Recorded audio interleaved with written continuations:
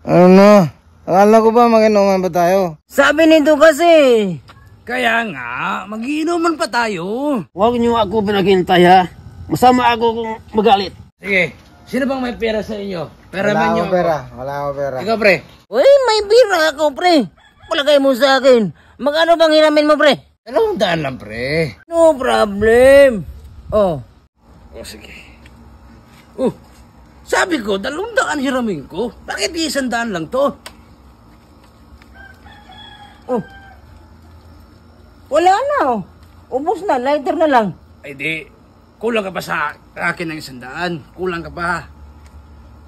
Ano? May utang ka pa sa akin 100. 200 hiniram ko eh.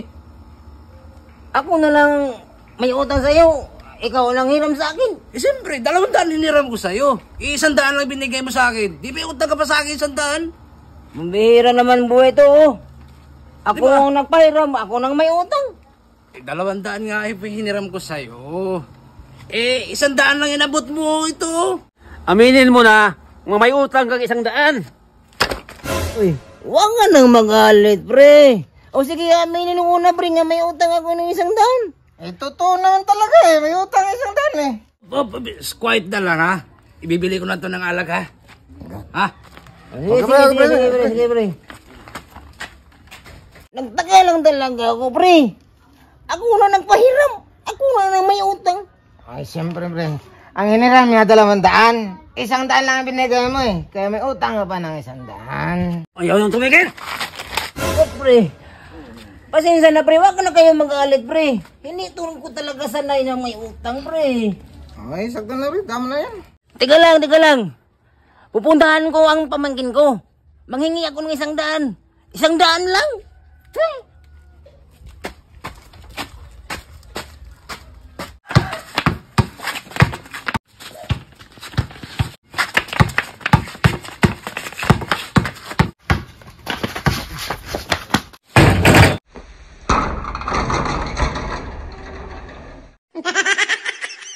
So, Uncle, walang yan, lasing na naman.